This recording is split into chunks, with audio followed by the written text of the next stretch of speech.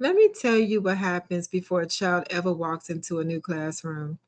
Teachers talk, files traveled, reputations arrive ahead of child, and by the time that student sits down at their desk on the first day, they may have already been decided. Here's the one with the IEP. She was a nightmare last year. I heard from these different teachers. That one right there has ADHD. You'll see. The child doesn't even have to do anything, the story is already written. What if the most powerful thing you could do for a child is refuse to read their file before you read them? Welcome to Dr. Wilson's Butterfly Talk, where we have real conversations about what it actually takes to raise a child who believes in themselves. I am Dr. Wilson. Over 20 years in real classrooms, working with real students, not the polished version, the ones who showed up complicated, labeled, and carrying the weight of everything adults had already decided about them. Today, we're talking about labels, diagnosis, reputations, the story a child has been handed about who they are and what happens when they start to believe it. Because here's what I've learned: a label can save a child or it can sentence them. The difference is almost never the label itself, it's what the adults around them do with it. I want to tell you about a student I'll call, let me call him Hmm. I'll call him Johnny. Okay. So Johnny had been diagnosed with ADHD in second grade. By the time I met him in fifth grade, he knew deeply, bone level knew that he was the ADHD kid. He said it himself without apology and without, you know, without any complaints whatsoever. Just as a fact, the way you'll say, I'm tall, I can't focus, I don't do well in reading, I'm not good at sitting still. He had absorbed every accommodation, every quiet room, everything. Johnny, I mean, can you try to stay in your seat and turn them all into a single story about himself? He will always say, I'm broken in a specific way, and everyone already knows it. That is what he thought about himself. Like he had taken on every teacher's perception of him, and he owned that for his own identity. What nobody had ever done, not one adult in 3 years of school, was to tell him that he was good and that his brain actually helped him. His ADHD made him the fastest thinker in any brainstorm.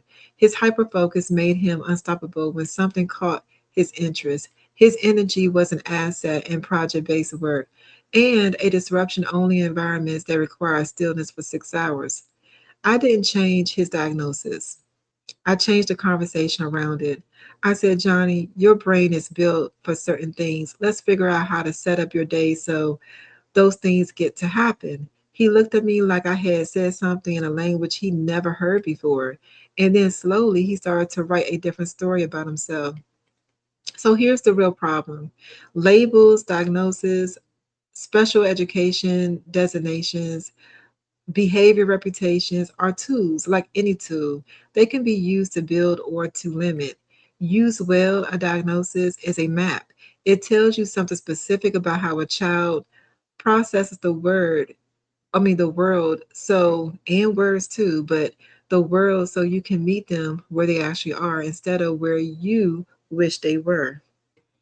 Used poorly, a diagnosis becomes a ceiling. It becomes the reason we don't expect more, the reason we modify down instead of accommodate up, the reason we prepare a child to survive school instead of thrive in it. Here's what I've seen again and again. When adults treat a diagnosis as the child's identity rather than one piece of information about how the child learns, the child starts to do the same. And a child who has decided that their diagnosis will not push past it, because why would you fight against what you are? The most dangerous thing a label can do is convince a child that the label is the limit. This is where being proactive is everything. A reactive educator reads the file, lowers expectations quietly, and then responds to behavior as it comes. Usually surprised when a labeled child acts exactly how the label predicted.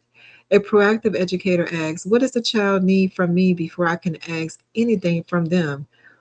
What belief about themselves is already running in the background, and what is my role in either reinforcing it or rewriting it? So here are my solutions for you. And what can we do today? Three strategies for helping a labeled child build a bigger story about who they are. Strategy number one, separate the child from the diagnosis in your language. This is small and it is what? Enormous.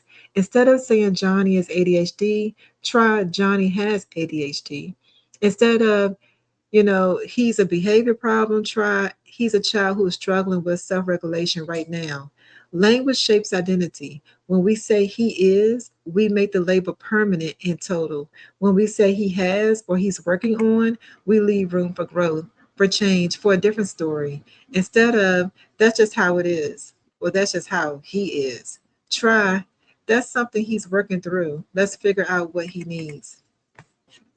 Strategy number two, find the strength the label is hiding. Almost every diagnosis that creates challenges in a traditional classroom also contains something extraordinary when it's in the right environment. Anxiety often comes with deep empathy and attention to detail. ADHD often comes with creativity and ability to hyperfocus. Dyslexia often comes with three-dimensional thinking and remarkable problem solving. Ask yourself, what does this child do naturally that their peers struggle with? What environment, topic, or task brings them alive? Find it, name it out loud to the child, and then, and this is critical, build it into their day, not as a reward for compliance, as a right, because every child deserves to feel capable at least once a day. Strategy number three, tell them a different story directly. Sometimes the most powerful intervention is the most direct one. Look a child in the eye and say, I know what your file says. I know what last year looked like. I want you to know that none of that decides what happens in here. We start fresh, and I'm going to show you something about yourself that nobody has shown you yet. You may not see a visible reaction inside, but something will shift.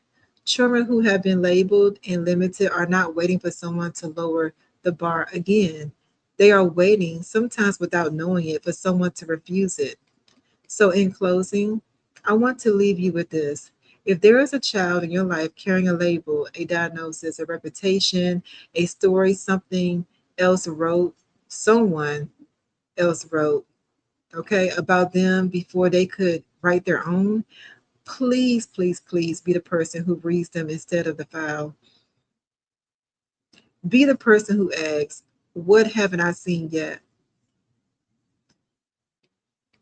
Because, and I just had to pause there because I have never, not once in 20 years, met a child whose label told the whole story. The whole story is always bigger, brighter, and more possible than what fits in a box on a form. And the child who know that someone sees the whole story, those are the children who start to believe in themselves. You don't have to be perfect, you just have to be present. Here's my call to action. This week, I want you to try one thing. Find the strength that a difficult label is hiding in a child you know. Name it to them directly. Watch what happens. Share this episode with one teacher or one parent who has a child who has been told in words or in treatment that their diagnosis is their destiny, because it's not. Not if the right adult refuses to believe that. New episodes of Dr. Wilson Butterfly Talk will drop every single week. Subscribe on Spotify so you'll never miss one. Until next time, keep showing up for your children, keep growing alongside them, and always remember every child can bloom when given the right conversation and the right environment.